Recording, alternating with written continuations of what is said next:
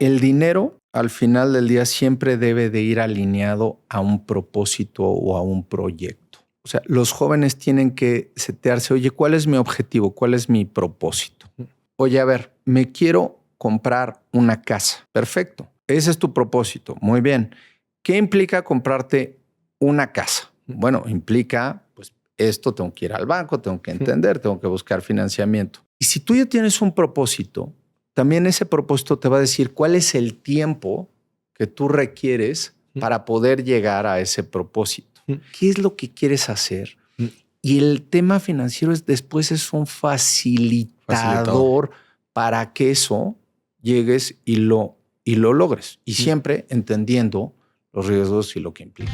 Bienvenidos a Dimes y Billetes, un podcast de finanzas para nosotros los otros. Yo soy Maurice Dieck y juntos aprenderemos de dinero, inversiones y economía. Todo sencillito, con peras y manzanas. Prepárate, que este es el primer día de tu nueva vida financiera. 3, 2, 1.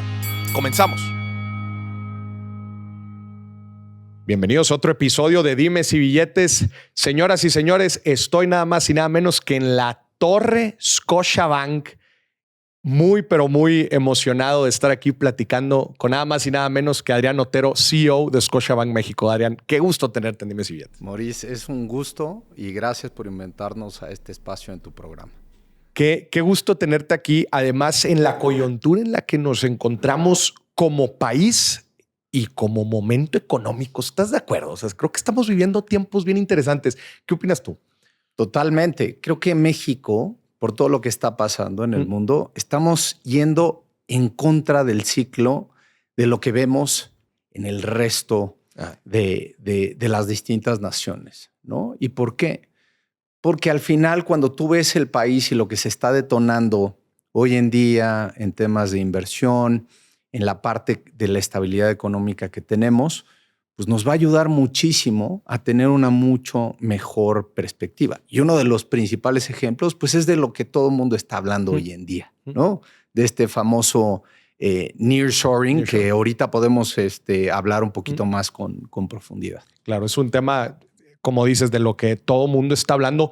¿Es una buena oportunidad para todos los mexicanos? O sea, esa es una de las preguntas que yo más me hago. O sea, ¿cómo el mexicano común y corriente, cómo la pequeña y mediana empresa pueden aprovechar, capitalizar estas oportunidades del nearshoring? Es una súper buena reflexión la que acabas de hacer. Primero, a mí me gusta recapitular un poquito todo este tema de nearshoring. Ahora todo el mundo habla del nearshoring, ¿no?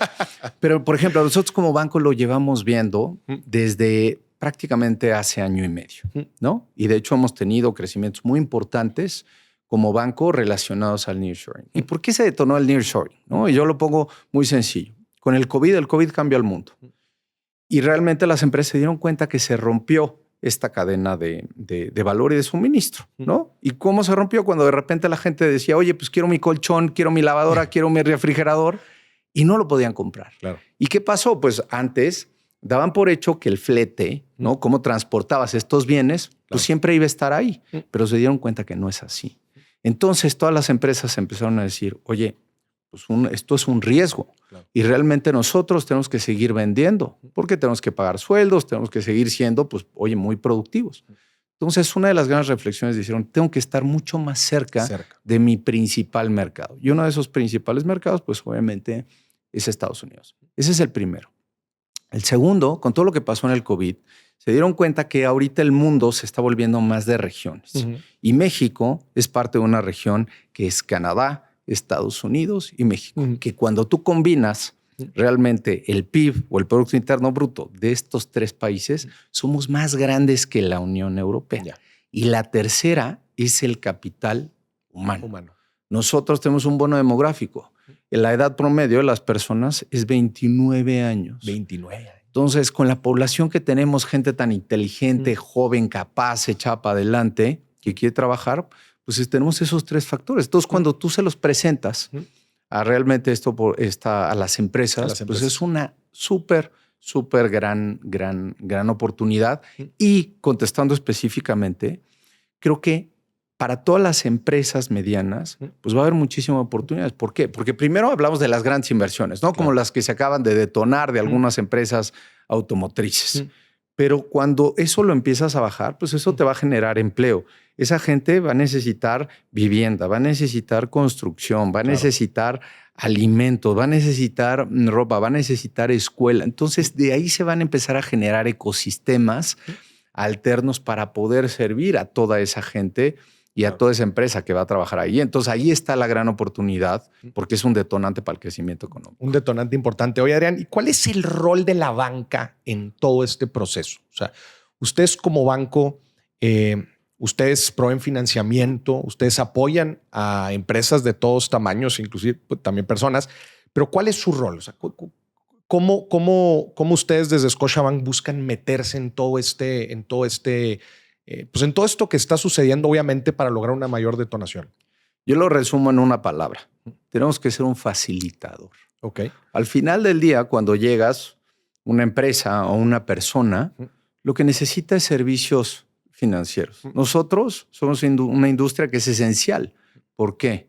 Porque al final del día manejo los recursos de las personas y las personas primero me depositan su confianza al estar conmigo. Entonces es una responsabilidad fiduciaria enorme. Fuerte. Porque no es el dinero de la banca. Sí, claro. Es el dinero de las personas o de las empresas, ¿no? Es punto número uno. Entonces, cuando vienen estos grandes proyectos, pues nosotros tenemos que ser un facilitador desde el punto de vista, uno, lo acabas de decir tú muy bien. Primero, financiamiento. Oye, ¿requieres alguna inversión, tema para construir la planta, maquinaria, el terreno, lo que vayas a hacer?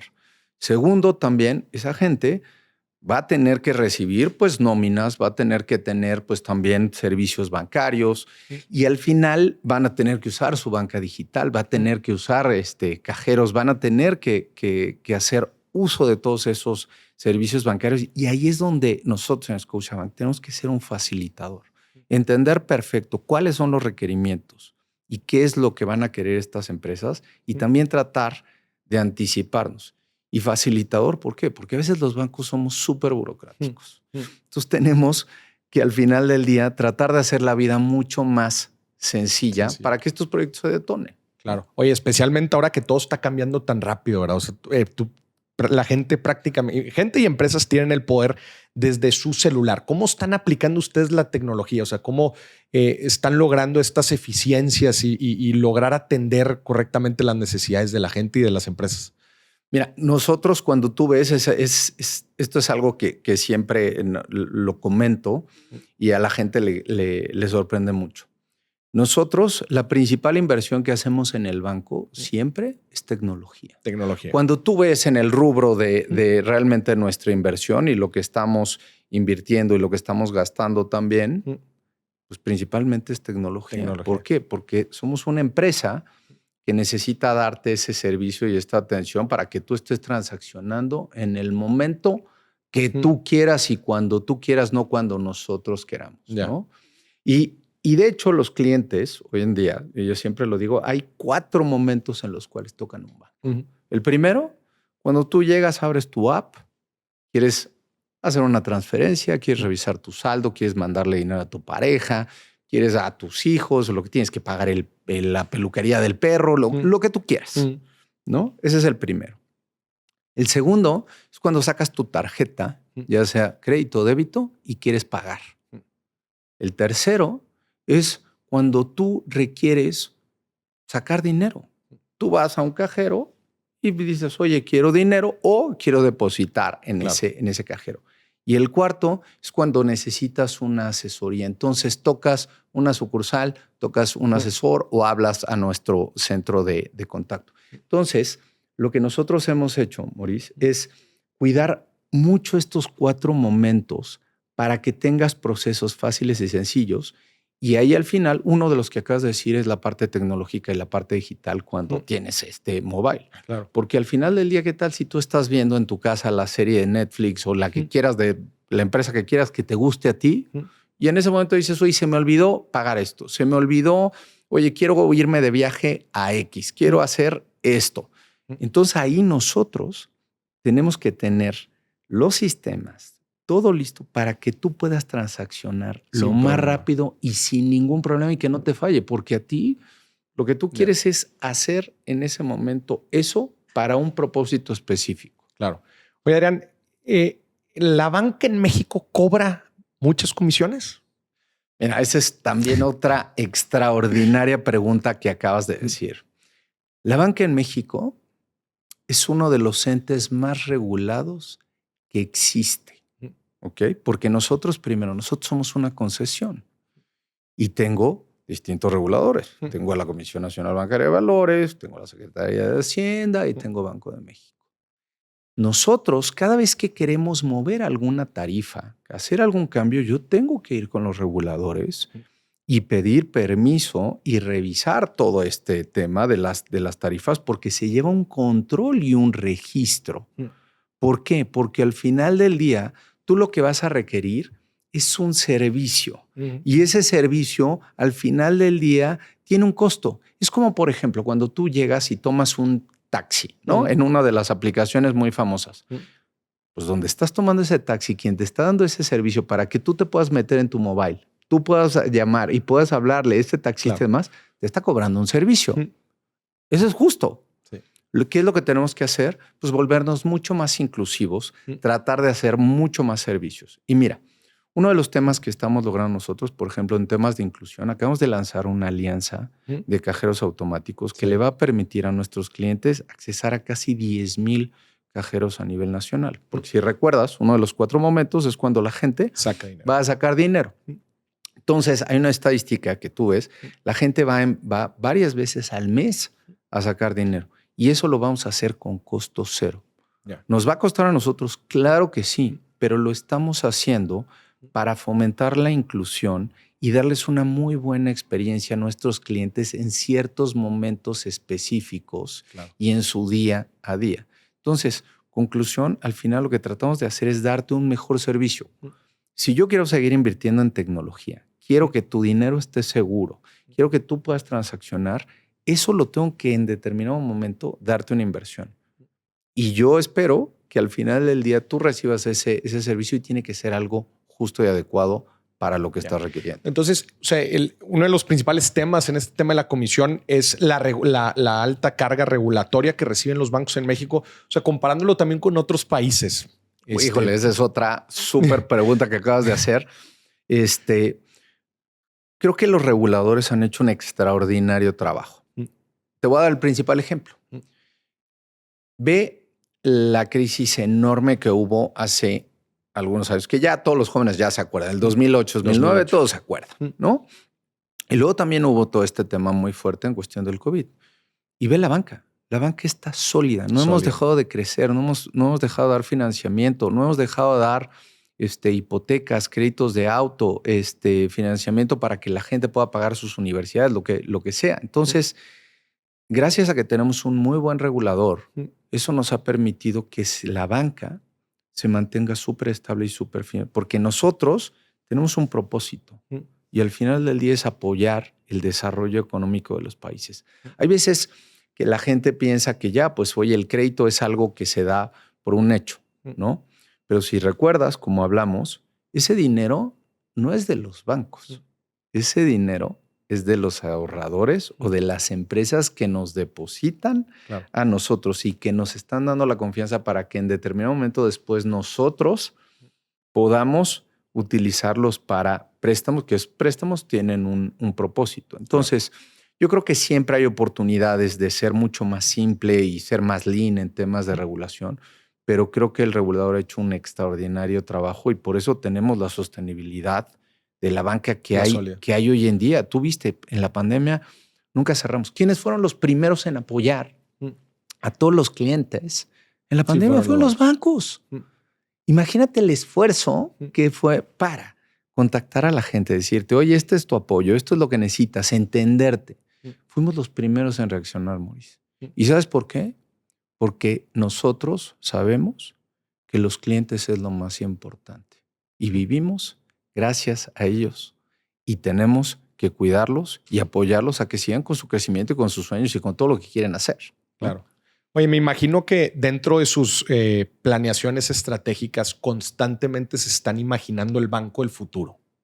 Me imagino que tú lo has de tener una visión ahí en tu cabeza, así en los autos voladores, pero en este caso los bancos del futuro. ¿Cómo te imaginas a la gente interactuando con este intermediario financiero en el futuro? Creo que el reto que tenemos nosotros es cada día hacer las cosas más sencillas y más eficientes. Y donde realmente la transaccionalidad se vuelva algo muy fácil. Mira, yo tengo una métrica, ¿no? Por ejemplo, cuando cada vez que estamos en nuestra parte digital, entonces hablo con todo el equipo del tema digital, ¿no? Y dicen, oye, vamos a lanzar este nuevo feature, ¿no? Entonces, bueno, pues este feature va a implicar que puedas hacer una transferencia o revisar algo de tu tarjeta. Le digo, ¿cuántos clics tengo que hacer?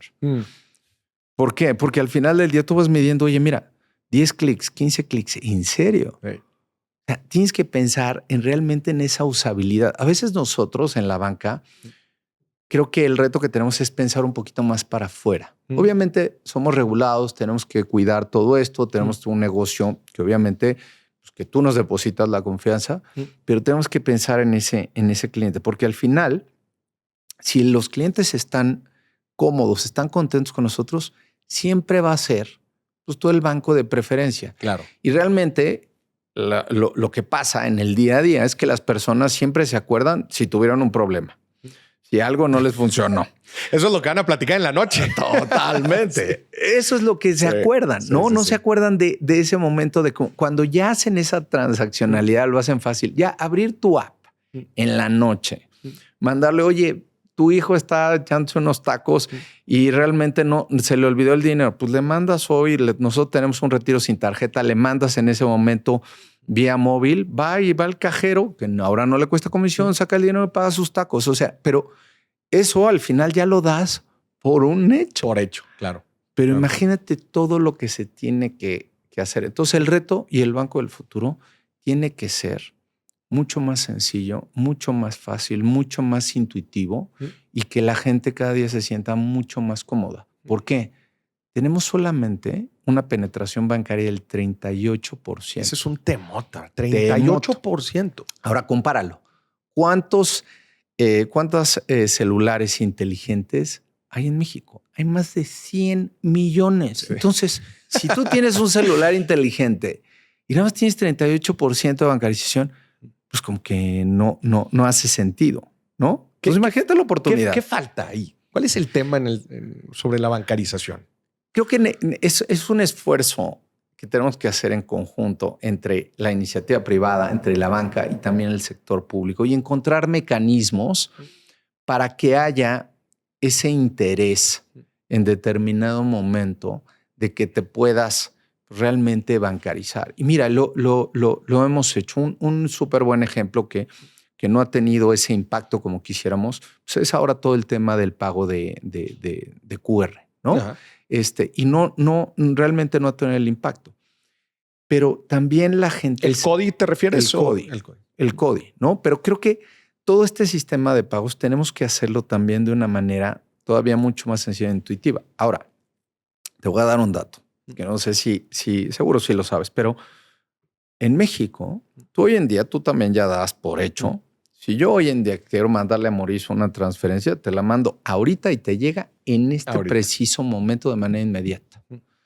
Si tú lo haces en cualquiera de los dos países que te mencioné, que son parte del bloque, no es de manera inmediata. Se tarda 24 o 48 horas en llegar. Y si es fuera de ese país, no, hombre, ni te quiero decir.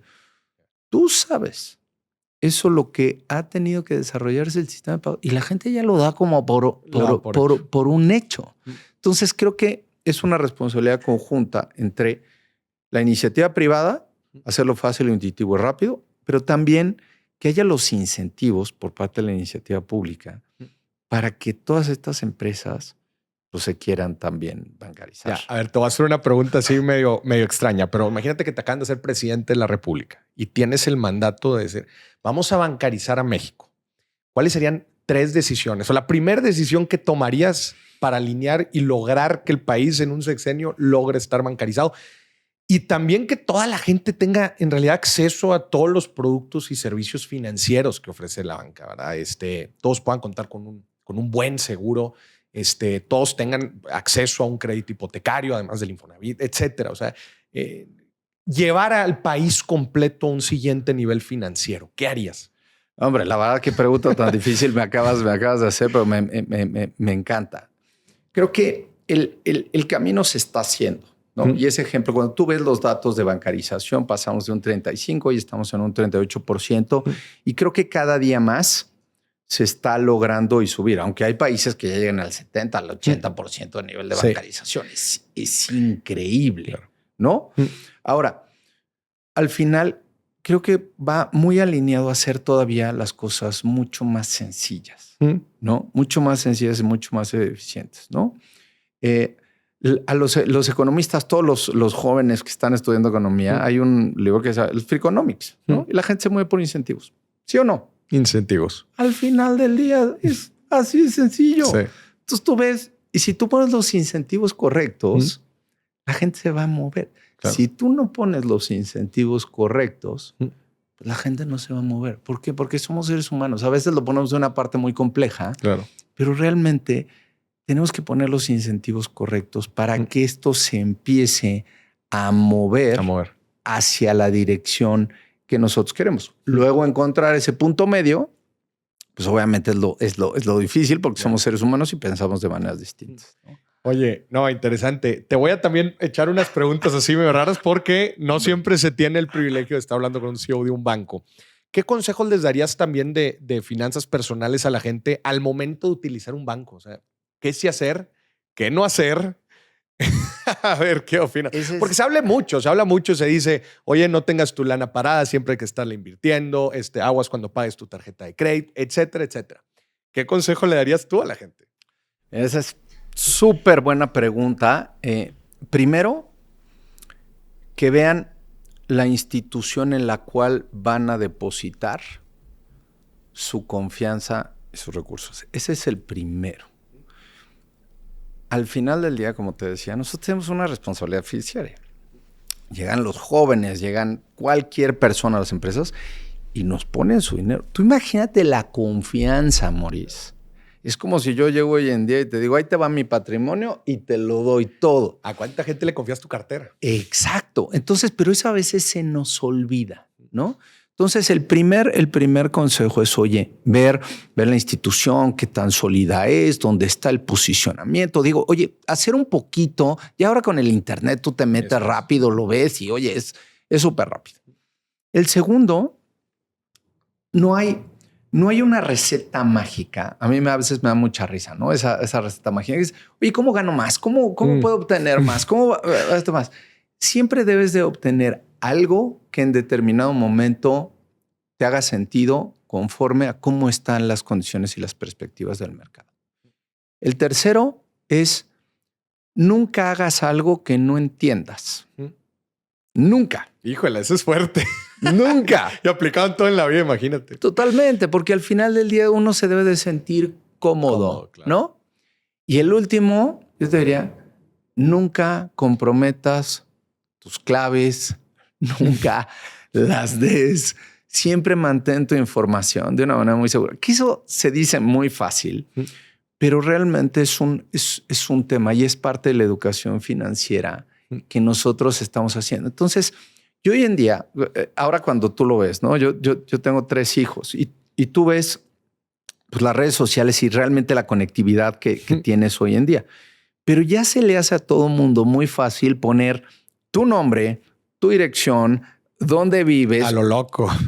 En todos lados. Sí. Oye, eso es un tema de información.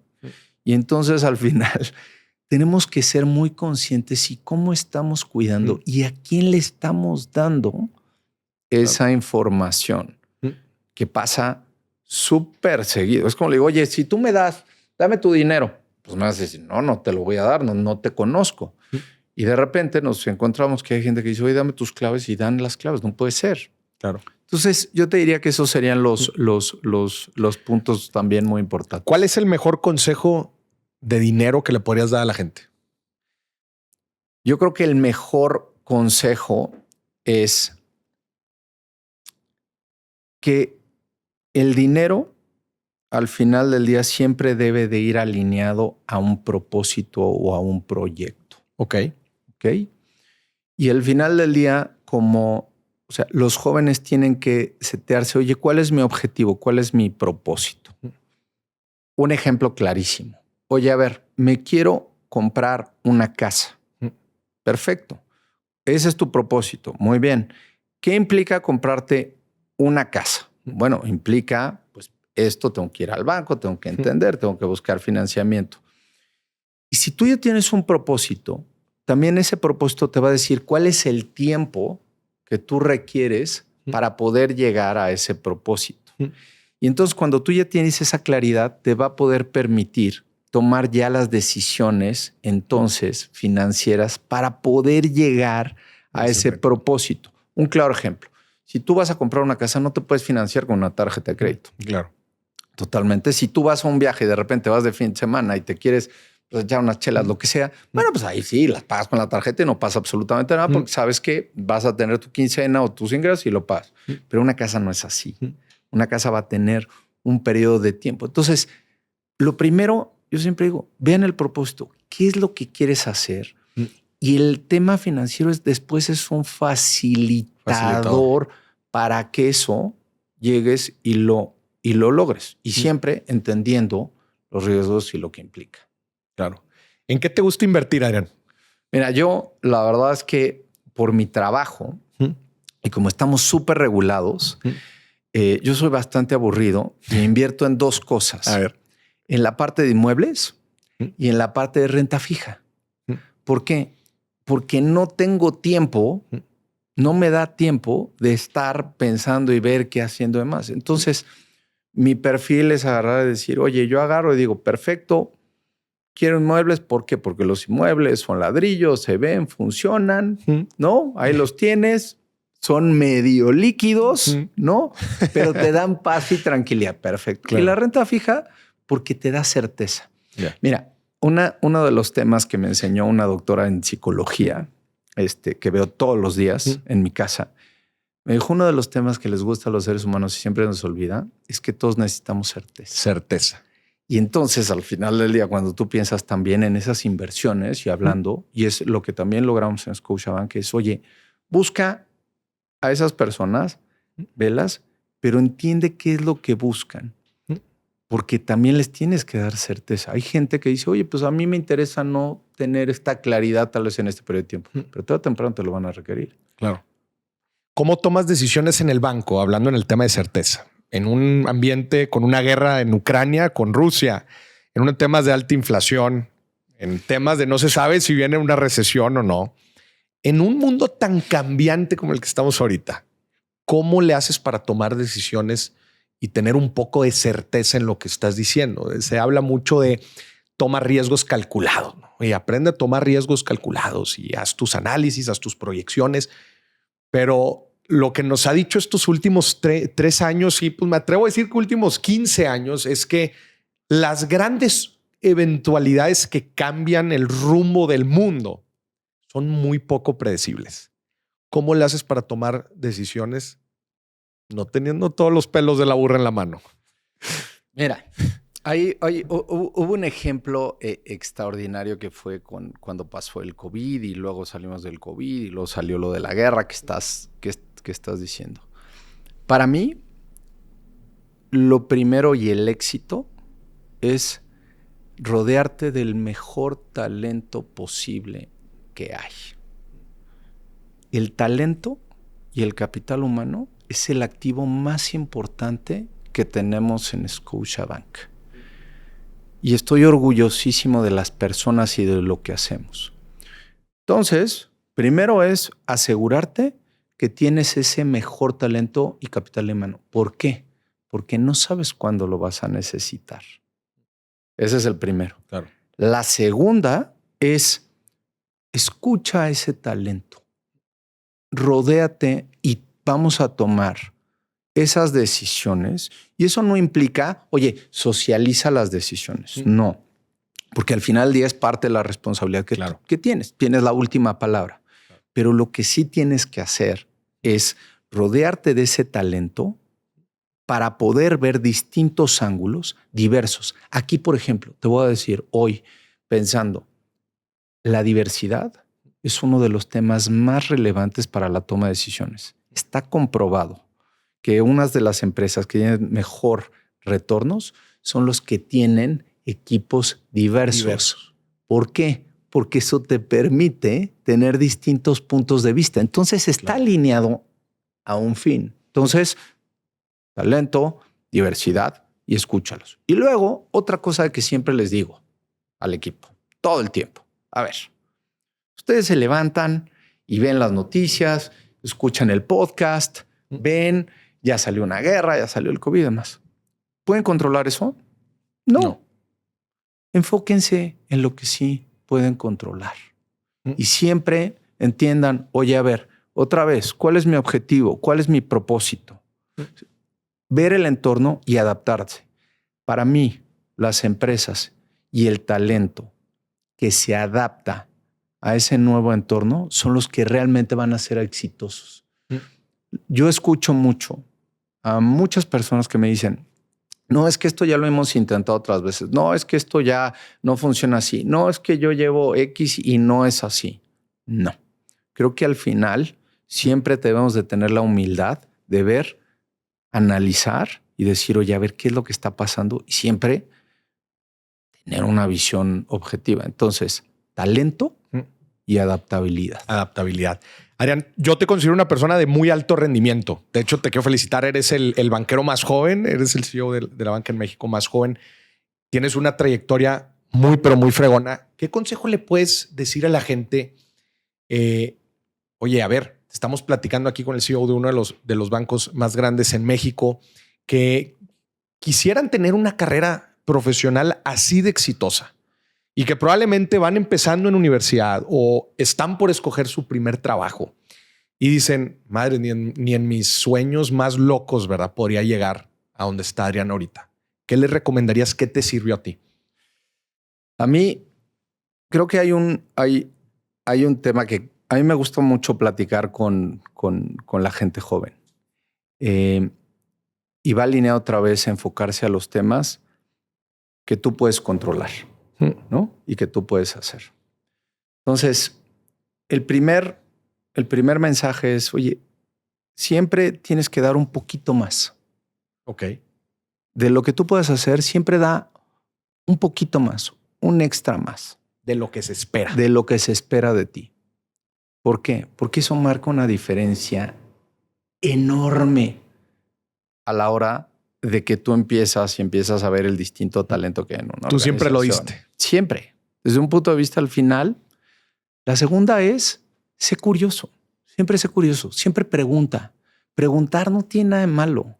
Porque al final, oye, no entiendo, ¿me explicas? Creo que ese tema de la curiosidad siempre debe de tener, pues obviamente esa parte. La tercera, sé confiable. Y como dicen los americanos, reliable. ¿En qué sentido? En que en determinado momento, oye, tú dices, yo me voy a encargar de hacer esto y lo haces. Y lo cumples y ejecutas. El cuarto, siempre trabaja en equipo. Hay un equipo, distintas personas, todos tenemos nuestro rol. A veces siempre nos preocupamos, no, yo quiero salir más en la foto, no, tú, no. El liderazgo siempre es flexible, movible y tienes que adaptar y siempre trabajar en equipo.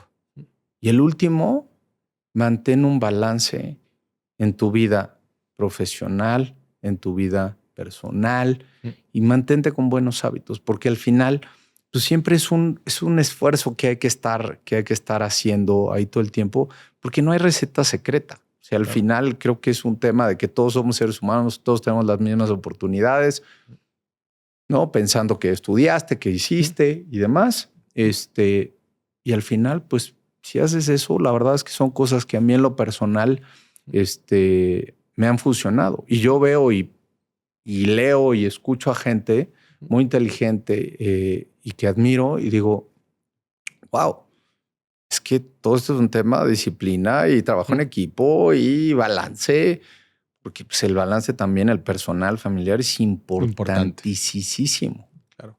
Oye, estamos viviendo tiempos de mucha innovación tecnológica y la industria financiera, pues claramente lo has estado platicando bastante. Criptos, criptomonedas, finanzas descentralizadas, todo el tema fintech que platicamos ahorita también, monedas digitales de los bancos centrales.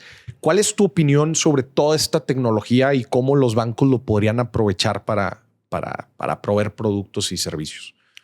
Creo que la tecnología, como hablábamos hace rato, es uno de los puntos más importantes para el sistema financiero y para nosotros. Te voy a dar un ejemplo. Nosotros hace 2 años cambiamos todo el core bancario del banco. El core bancario, vamos a ponerlo así, es el motor de un coche. Ok. Entonces, si tú tienes un buen motor, pues si vas a quieres llegar a X lado, pues vas a llegar perfecto. Si no tienes un buen motor, pues no vas a llegar. ¿Y por qué en ese momento nosotros hicimos ese cambio, esa inversión?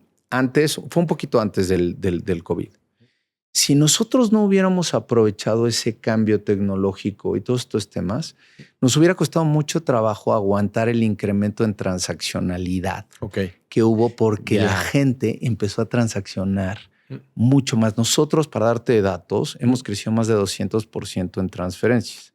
Gracias a que tenemos esa modernidad y esa tecnología, esa nueva tecnología, pues podemos aguantar toda esa transaccionalidad de que los clientes no sufran. Entonces, aterrizando un poco el tema de la pregunta es, creo que siempre tenemos que estar abiertos y estar escuchando y estar viendo lo que está haciendo las fintech, las nuevas tecnologías y aprender de ellos. Ser humildes, otra vez, rodearse de gente que en determinado momento está viendo cosas distintas a lo que nosotros estamos viendo. Por ejemplo, un buen tema es el tema de las cripto.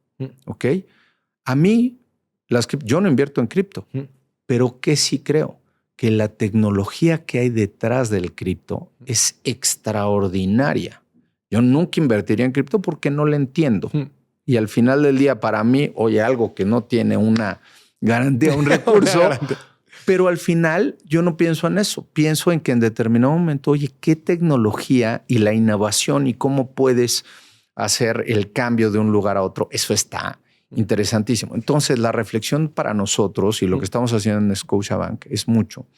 Primero, estar atrayendo mucho talento joven que está relacionado con eso y estarnos actualizando constantemente para que entendamos cuáles son las nuevas tecnologías que vienen, porque esto está cambiando radicalmente, ¿no? Y tenemos que aprender de ellos, ¿no? ¿De dónde te llenas de contenido? ¿Qué lees? ¿A quién ves? ¿A dónde vas? Me gustaría saber eso. Al final de cuentas, el que deja de aprender se estanca. ¿En qué aprendes tú? Mira, te voy a compartir. Todos los días yo me levanto muy temprano. ¿A qué horas? A las 5 de la mañana. 5 a.m. todos los días. Todos los días. ¿Y qué es lo primero que hago? Primero escucho un podcast en lo que voy y me sirvo mi primer café. Además de Dimes y Billetes, ¿cuál otro podcast te escuchas? El de Financial Times. Financial Times. Entonces llego, me conecto y ya me sirvo mi primer café. Acabo de escuchar mi podcast. Lo segundo que hago es abro el Economist. Y me empiezo a leer toda la parte del Economist. Hay una parte que ya tiene los resúmenes, todo el tema de arriba. Entonces son como 10, 15 artículos que leo de todo. ¿Ok? El Economist, el periódico mexicano, no The Economist. Economist. The Economist. The Economist, ¿no?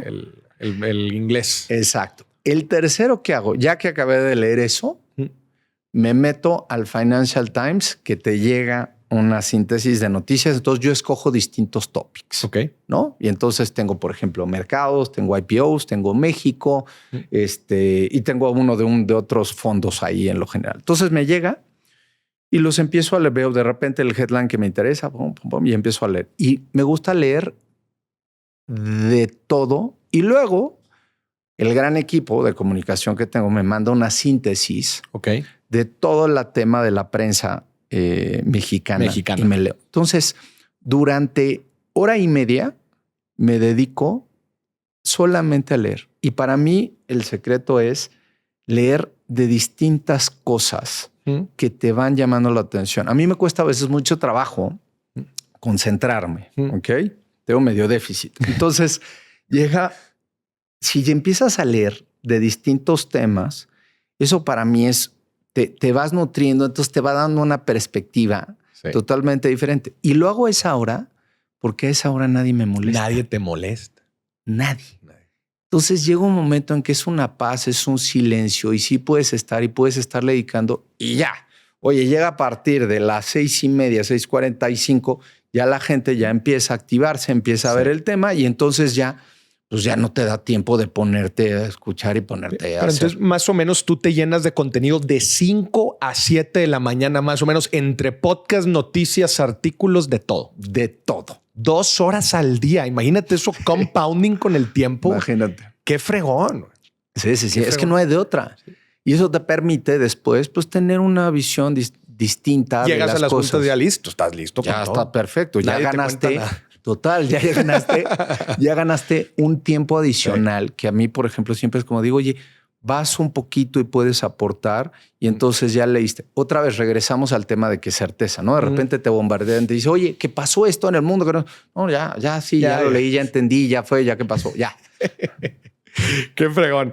Oye, Adrián, pues muchísimas gracias por la entrevista. La neta estuvo muy, muy bueno la plática. ¿Algún otro mensaje, algún mensaje final que te gustaría decirle a la gente? Especialmente porque siento yo a la juventud, la siento inquieta.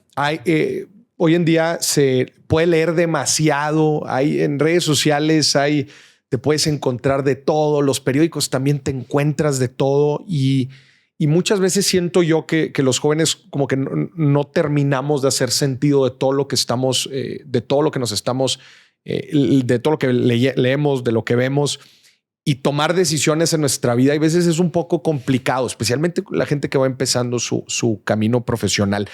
Me encanta que tú eres optimista en México y lo dijiste al principio. Dijiste, vamos en contra de lo que va el ciclo probablemente a nivel mundial. Me gustaría que le dieras un mensaje a los jóvenes mexicanos. ¿Qué le dirías? Mira, les diría, y hablando, y lo voy a aterrizar al banco. Creo que hoy en día uno de los principales activos que tenemos en México otra vez es el talento y el capital humano.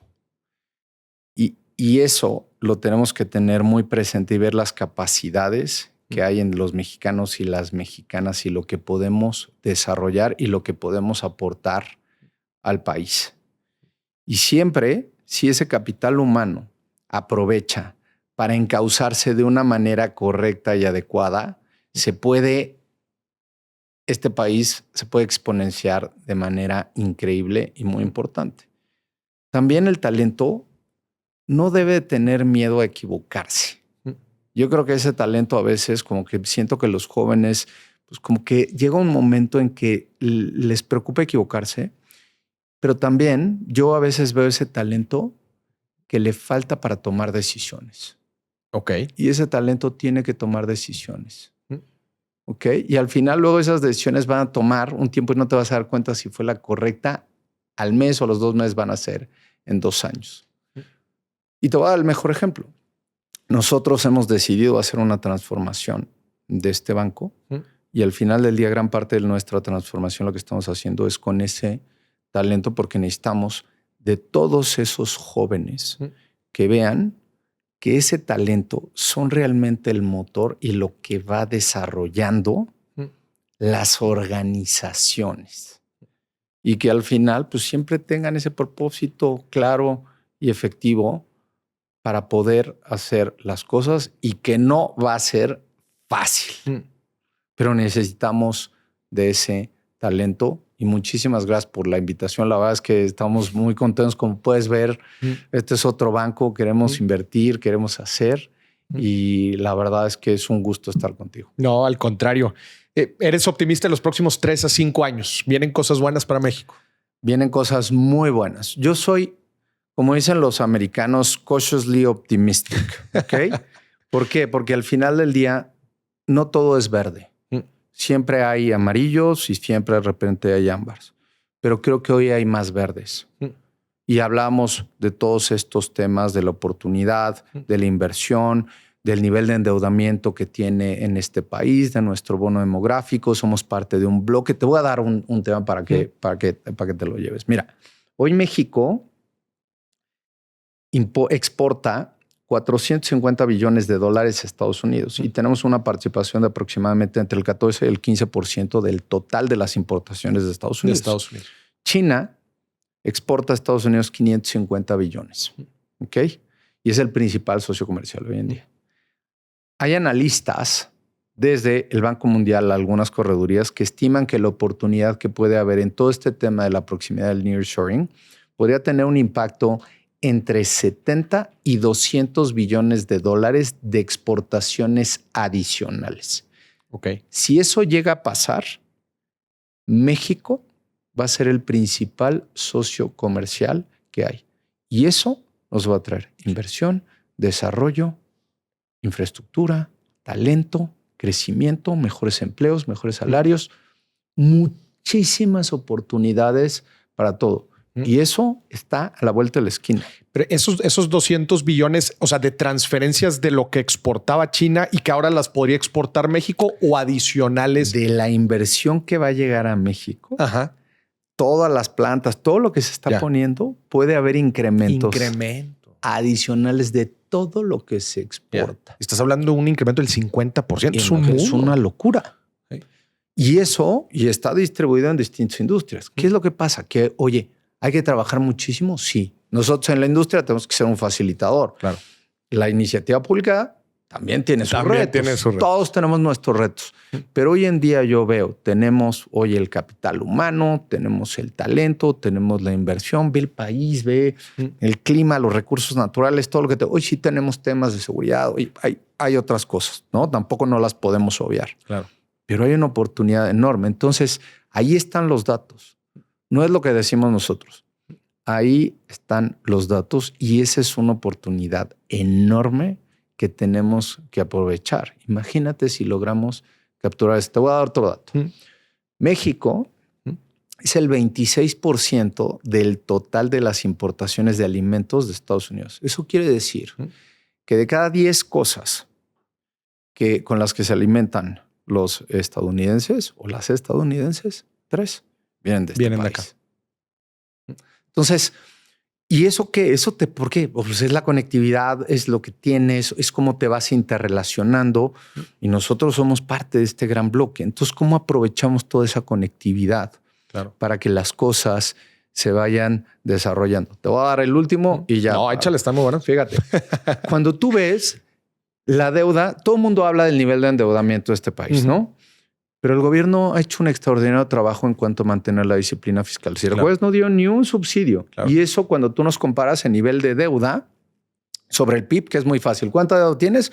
Contra cuántos ingresos estás haciendo, ¿no? Porque luego un país, ponlo con una empresa. Claro, o es como una persona que tu nivel de endeudamiento. Haz de cuenta el salario que recibes, el ingreso que recibirías. Exactamente ese el mejor ejemplo, Mauricio. Entonces, realmente nuestro nivel de endeudamiento, cuando lo comparas con otros países, que hoy estamos sobre niveles de 50%. Aproximadamente 50%. Pero te voy a dar un dato.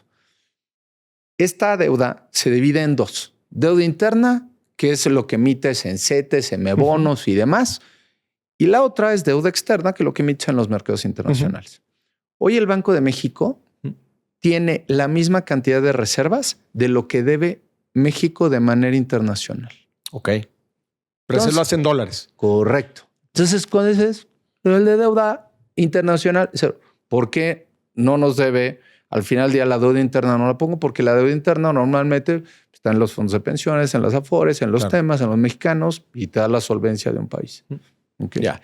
Y todo esto juega a favor de México y por eso también pues, que da mucha certidumbre a que haya más inversión extranjera en el país, a que también se animen a invertir en el país los nacionales, ¿no? Que ese también es un tema bien interesante, ¿no? O sea,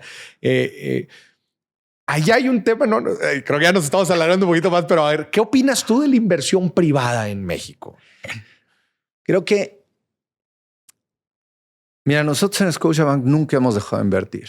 Y como te decía, si no hubiéramos invertido y no hubiéramos hecho todo eso, no hubiéramos estado tan listos y preparados para esta gran oportunidad. Ya tenemos sistemas nuevos, he invertido en banca privada, en mercados, se ha traído súper talento. O sea, estamos nueva sede, renovando sucursales, todo, banca digital. Estamos listos. O sea, lo único que tenemos que hacer es aprovechar. Creo que la iniciativa privada debe de ver que los proyectos toman tiempo y las decisiones se deben de tomar con un periodo de tiempo. Si tú llegaras y dices, oye, ahora voy a invertir en una planta, pues esa planta va a estar lista en 3 años. Sí. Entonces tenemos que tener una visión un poquito más de mediano y largo plazo y a veces las cosas las queremos súper sencillas y súper fáciles. Yeah.